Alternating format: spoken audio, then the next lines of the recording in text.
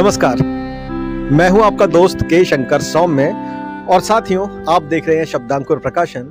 Normally आपने बहुत सारी इंटरव्यूज़ की वीडियोस देखी होंगी जिसमें आपने देखा होगा कि हम लोग औचक इंटरव्यू करते हैं, लेकिन आज हमारे साथ ऐसा हुआ कि औचक एक कवि मित्र, एक लेखक हमारे ऑफिस में आए।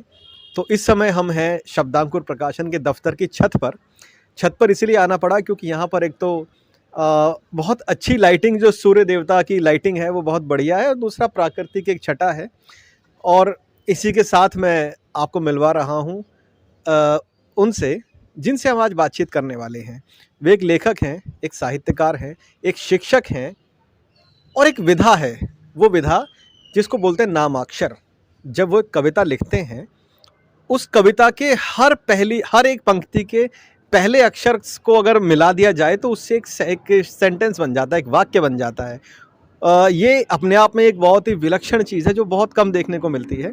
नामाक्षर उन्होंने बहुत सारे लिखे, 100 से अधिक लिखे, और 100 ऐसे नामाक्षरों को इकट्ठा करके एक पुस्तक का रूप दिया जा रहा है जिसका नाम है प्रशस्ति शतक। पुस्तक के बारे में बात करेंगे और सर से भी बात करेंगे। मैं बहुत बहुत स्वागत करता हूँ आदरणीय कामता प्रसाद जी का, जो कि इस समय दिल्ली सरकार के विद्यालय में अपनी सेवाएं दे रहे हैं और बहुत जल्दी सेवानिवृत्ति की ओर भी बढ़ रहे हैं। सर बहुत बहुत स्वागत है आपका। नमस्कार, धन्यवाद आपका। धन्यवाद आपका, आप आए, बाहर आई, और मैंने सोचा कि ये जो मुलाकात है इसको रिकॉर्ड कर लिया जाए ताकि हमारे मित्रों तक ये बातचीत पहुंच सके। तो कुछ बातें हैं, हम कुछ बातें करेंगे आपसे और जानने का प्रयास करेंगे आपके लेखकीय जीवन का जो अनुभव है उसके विषय में। पहला सवाल तो यही है कि ऐसी कौन सी घटना जीवन में घटी जिसकी वजह से आप लेखन के प्रति आप प्रोत्साहित हुए? ऐसा क्या हुआ जब आपने लिखना शुरू किया? जी, ये तो बहुत पुरानी बात है, शायद सन 1980। जी। मेरी छोटी बहन की शादी थी। उसमें मेरे गांव के ही एक बद्री प्रसाद जी खरे, जो इस समय दुनिया में नहीं हैं, जी। वो अभिनंदन पत्र लिखा करते थे और उन्होंने मेरी बहन के शादी में भी अभिनंदन पत्र लिखा। और इतनी बढ़िया विधा जो कवित्त सवैया के रूप में लिखते थे, जी। मुझे बहुत पसंद आई और मेरे दिल में कहीं ना कहीं वो बात घर कर गई कि मैं भी लिखूं।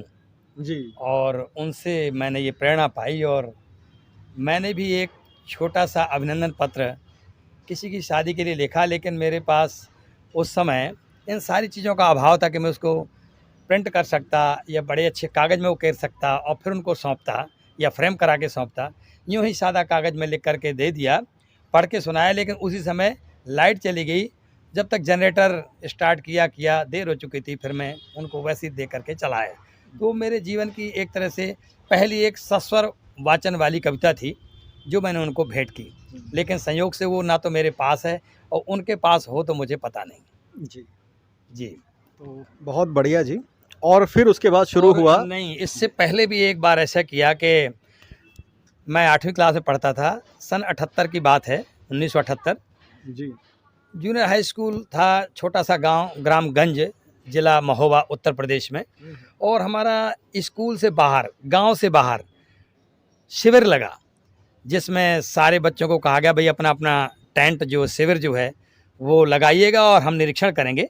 तो हमारे अध्यापक बंधु आए तो मुझे लीडर बनाया अपने शिविर का। जी। तो मैं घर से जो है बहुत बढ़िया अपने जो सफ़ेद चद्दर थे उनको धो करके, नील लगा करके, टेरों पाल लगा के बढ़िया ले गया और अपने घर से लाठियाँ भी ले गया, अच्छा। बाँस, और बनाया। हमने अपने टेंट का नाम रखा आदर्श गांधी टेंट। जी। और मैं ये देख रहा था, खुश हो रहा था कि जो हमारे निरीक्षण करता हमारे अध्यापक बंधु थे, गुरुजन थे, वो किसी के टेंट में अंदर घुस करके नहीं बैठे, बाहर से देख के निरीक्षण किया, लेकिन मेरे टेंट में वो अंदर आकर के और बैठे। जी। बड़ी सराहना की, कहा बहुत अच्छा, साफ सुथरा है। आदतन ये बात थी, साफ़ सुथरे कपड़े पहनना, साफ सफाई मुझे बहुत पसंद थी। और उस समय मैंने एक छोटी सी कविता लिखी कि हाँ हाँ रे विद्यार्थियों, अपना जीवन संवार लियो।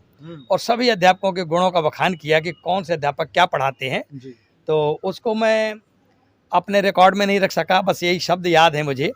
तो वो मान सकते हैं आपकी मेरी जीवन की पहली रचना थी, पहली कविता थी जो मैंने अध्यापकों के बारे में लिखी।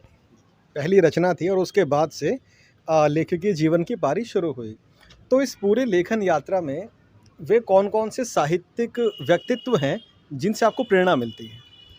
वैसे तो मैं सभी तरह के साहित्यकारों को पढ़ता हूँ और उनको सम्मान देता हूँ, उनकी कृति का सम्मान करता हूँ। जी। लेकिन मेरे जीवन में सबसे पहले जब मैं विद्यार्थी था, तब उस समय ज़्यादातर सूर, कबीर, रहीम, रसखान, जायसी, तुलसीदास इनकी ही रचनाएँ हुआ करती थी और मेरी आदत थी कि मैं उन सारी रचनाओं को याद कर लेता। जिस भी कक्षा में पहुँचता था, तो उन सबको मैं पहले याद कर लेता था और याद करने के बाद बाल सभा हुआ करती थी, उसमें सुनाने का मौका नहीं छोड़ता था। जी।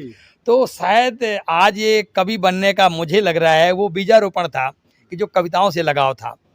तो एक कविता थी तुलसीदास जी की लिखी हुई, वो राम जी का वर्णन था कि वरदंत की पंगत कुंद कली अधराधर पल्लव खोलन की, वाह! चपला चमके घन बीच गए छवि मोतन माल अमोलन की, वाह! वाह! घुंघरारी लटें लटके मुख ऊपर कुंडल लोल कपोलन की, न्यौछावर प्राण करें तुलसी बलिजाम ललायन बोलन की। क्या बात! इतनी क्या बात! कठिन कविता थी, वाह! याद नहीं होती थी, मैं पीछे पड़ गया, जैसे कहते हैं हाथ धोकर के पीछे पड़ना। और जब तक मैंने याद नहीं कर ली, रुका नहीं, और वो स्वप्न में भी मैं बड़बड़ा जाता था उस कविता को, इतनी अच्छी तरह से याद हुई। तो आलम ये था कि मैं जो है ना, वाक़ई लगाव था मुझे कविताओं से और कवियों से, क्योंकि कुछ दिन के बाद मैंने एक जगह अपनी एक कविता लिखी। वो कविता, उसमें क्या था कि मैंने प्रौढ़ शिक्षा में काम किया गाँव में, 15 से 35 वर्ग के लोगों को पढ़ाता था। जी। और वो सारे ऐसे लोग होते थे, कोई मज़दूर होता था, कोई किसी के जानवर चराता था, कोई खेती करके पत्थर तोड़ता था, कोई मिट्टी डालता था। वो मेरे प्रतिभागी होते थे। तो जब प्रतिभागी चले गए, गैस लैंटर्न जलाए हुए मैं बैठा था। उजाला मासिक पत्रिका जो शिक्षा साक्षरता निकेतन लखनऊ से प्रकाशित होती थी, उसमें एक 4 लाइन की कई बादल के ऊपर एक कविता थी, श्रीमती चंद्रप्रभा सारस्वत जी की। जी। उससे मैं इतना प्रभावित हुआ कि मेरा मन किया कि मैं इनको एक कविता लिख करके जवाब दूं। कविता में पत्र लिखा, उसकी पंक्तियां हैं कि ऐसा नहीं कि मैं और किसी से नहीं चाहता मिलना, पर ना जाने कभी हृदय पद्म से मनमधुप चाहता मिलना। यदि किसी सुकवि का सहज मुझे पूर्ण पता मिल जाता है, आत्म विभोर हो चिर चिंतन में अंतरतम खो जाता है। वाह! मिलने को मन होता अधीर, पर निर्धनता बाधक बनती, इसलिए विवश उनकी स्मृति में मिलन हेतु मत झरने चलती। कर्म क्षेत्र में मिले सफलता यही अभीष्ट है मेरा, पर रह जाता वंचित उससे मैं, इसमें दोष क्या मेरा। चिंता की चिर अग्नि हृदय में मंद मंद जलती रहती, कभी बुझाने को उसको एकदम आतुरता बढ़ती।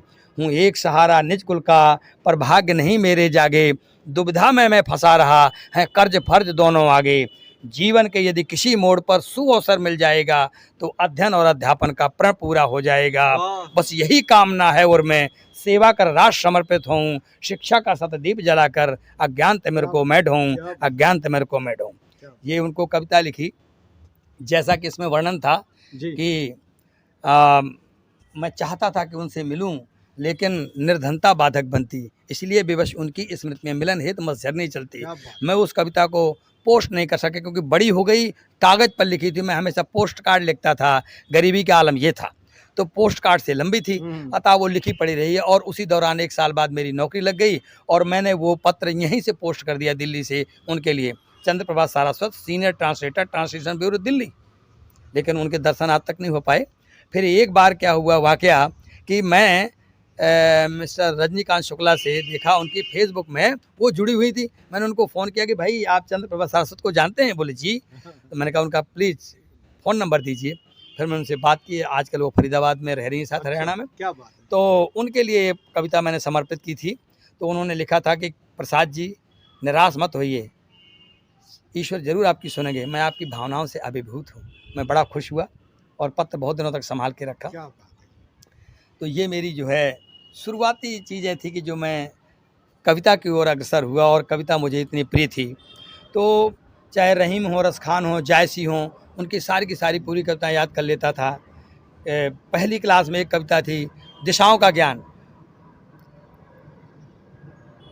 उगता सूरज जिधर सामने उधर खड़े हो मुँह करके तुम, ठीक सामने पूरब होता और पीठ पीछे है पश्चिम। जी। हैं बाईं ओर दिशा उत्तर की, दाईं ओर तुम्हारे दक्षिण, हुँ। 4 दिशाएं होती हैं यूँ पूरब पश्चिम उत्तर दक्षिण। वाह! तो जिनको मैं सुनाता हूँ आज भी खुश होते गए हैं। पहली दूसरी क्लास की कविता भी याद है जी, याद है। बहुत ही खूबसूरत अनुभव हैं और अनुभव बहुत लगातार बहुत सारे हैं और रोचक हैं, आनंददायक बातें हैं।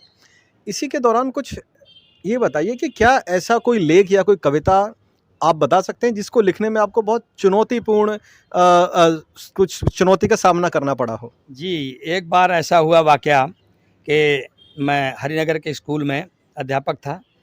किसी शिक्षक साथी की बेटी की शादी थी और जो ये नामाक्षर कविता वाली जो विधा थी, इसमें मुझे बड़ा आनंद आता था लिखने में। मैं सोचता था कि कहते हैं वैसे दाँतों में पसीना नहीं आता, लेकिन मैं कहता हूँ मुहावरा है कि दाँतों में पसीना आना, इसका मतलब बड़ा कठिन काम। तो मैं जैसे ही निकला, उनने कार्ड वार्ड छपाए नहीं थे जी। और मैंने उनसे पूछ दिया कि सर, दामाद का क्या नाम है? तो एक टीचर दूसरे बगल से बोले, अच्छा, कविता लिखोगे? मैंने कहा यार क्यों ऐसा कह रहे हो? बन जाएगी तो लिख दूँगा। फिर उन्होंने बता दिया नाम। मैं घर आया, जैसे मैंने कपड़े उतारे, मुश्किल से 15-20 मिनट हुए होंगे आई, और उनका फ़ोन आया, सर कविता लिख ली क्या? मैंने कहा सर अभी तो मैं कपड़े उतार रहा हूँ स्कूल से आकर, इतनी जल्दी नहीं। लेकिन मुझे लगा, मैंने कहा आपको जाना कब है? बोले जून में है शादी तो। अरे मैंने कहा बहुत दिन है, मई का महीना था, लिख देंगे। फिर भी मैंने कहा मुझे चला जाना, कहीं ऐसा ना हो रह जाए। मैंने कपड़े चेंज किए और पानी वानी पी करके बैठ गया टेबल में और लिखने का प्रयास करने लगा। तो कविता के कोई अक्षर ही न बने, क्योंकि नामाक्षर से लिखना था मुझे, ऊपर से ऊर्ध्वाधर लिखता था नाम उनका पूरा और फिर कविता लिखता था। जी। बड़ा कठिन काम था, नहीं बना। मैं बहुत निराश हुआ। तो मैंने माँ शारदे से, सरस्वती से मन ही मन प्रार्थना की कि माँ अब आगे से धृष्टता नहीं करूँगा, ज़बरदस्ती नहीं करूँगा, आज लिखवा दीजिए, किसी पिता की आशा लगी हुई है। क्या बात, क्या बात। आप यकीन नहीं मानेंगे, 5 मिनट के अंदर कविता लिख गई। अच्छा। बड़ा खुश हुआ। कोई डिक्शनरी कंसल्ट नहीं की, डिक्शनरी किसी शब्द भी नहीं देखने पड़े और अपने आप आ गए। तो मैं बहुत बड़ा उपकार मानता हूँ कि माँ सरस्वती जो है, वाकई विद्या की देवी कहते हैं, लोग चाहे कुछ भी कहें, लेकिन मैं मानता हूँ। जी। और मुझे उनका सहारा मिला और मैंने कविता लिखी और प्रयास किया उनको फ्रेम करा कर देने का, तो मैं ऐसा कर पाया। बहुत बढ़िया। आपके विषय में कोई ऐसी बात बताइए जो कि बहुत कम लोगों को पता हो, ऐसी कोई बात? जी, बात ऐसी है कि मैं वैसे तो बहुत दुलारा हूँ, प्यारा हूँ स्टाफ में। जी। सभी लोग हँसी मजाक भी करते हैं। वो ये भी भूल जाते हैं कि मैं उम्र में ये हमसे बहुत बड़े हैं, और मैं भी बुरा नहीं मानता कि उम्र में बहुत ये छोटे हैं, समभाव रहता है। कभी-कभी लोग कहते हैं कि आप दुनिया भर के लिए कविताएँ लिखते हैं, क्या कभी भाभी जी के लिए भी कविता लिखी है? जी। मैंने कहा हाँ, लिखी है उनके लिए। वाक़या ये हुआ कि मेरी माँ जो है, फ़ालिज मार गया उन्हें, तो गाँव में थीं और उनकी सेवा करने के लिए मैं उनको वहाँ मैंने छोड़ दिया और मैं यहाँ दिल्ली में था। तब जब भी कोई पत्र लिखता था, उस समय मोबाइल फ़ोन होता नहीं था और हमारे पास ख़ासकर नहीं था। तो मैं जब भी कोई पत्र लिखता था, तो ऐसा कोई पत्र नहीं होता था या किसी के लिए लिखूँ जिसमें 4 लाइन की एक कविता ना हो उसमें मेरी। तो मैंने अपनी पत्नी के लिए एक छोटी-सी कविता लिखी थी, वो आपको शेयर करता हूँ कि ओ राजा तुम धन्य हो। उनका नाम राजाबाई है, इसलिए मैं उन्हें केवल राजा कहता हूँ। क्या बात। कि ओ राजा तुम धन्य हो, पाई सेवा खान, मैं बपुरा दूरी बसा, दिल्ली के दरमियान दूर घर गाँव पुरा से, आवत है जब याद चलें हृदय में चलें छुरा से, हाँ, क्या कहें बात। प्रसाद कबीराय मुक्त तुम हो जाओगी, सेवा का फल पाए जगत में यश पाओगी, जगत में यश। बहुत बढ़िया, बहुत बढ़िया। आज का युग जो है वो सोशल मीडिया का युग है। बहुत आरामदायक ज़िंदगी और बहुत आसानी से मनोरंजन मिल जाता है। तो आज के युग में किताबों की भूमिका को कैसे देखते हैं? जी, किताबें तो एक ऐसी निधि होती हैं, मैं उनको किताबों को सच्चा मित्र मानता हूँ। भले ही सोशल मीडिया और दूसरे इलेक्ट्रॉनिक मीडिया इतने आगे आ गए हैं, त्वरित हमें जैसे क्या बोलते हैं हम, एलोपैथिक दवाई की तरह काम करते हैं। जी। लेकिन ये किताबें हमारी आयुर्वेदिक दवाई होती हैं, ना इनमें कीड़ा लगता और ना ही ये क्या बोलते हैं उनको, एक्सपायरी होती। और जब रहेंगी तो इसका लाभ जो है कम पढ़ा लिखा व्यक्ति भी, साधनहीन व्यक्ति भी इनका लाभ ले सकता है। अगर मैं ये कहूँ कि मोबाइल का ज़माना है, कंप्यूटर का ज़माना है, तो एक आम आदमी जो मज़दूर है या थोड़ा बहुत पढ़ा लिखा है, वो इससे कैसे लाभ ले सकता है? इसलिए मैं कहूँगा अगर किताब है उसके पास, तो अपने थैले में डाल के ले जा सकता है। कहीं आराम कर रहा है, बैठ रहा है, तो उस समय भी उसका आनंद ले सकता है और उनको देख सकता है। इसलिए किताबें हमारी सच्ची मित्र हैं, इनसे दोस्ती ज़रूर करना चाहिए। बहुत बढ़िया बात।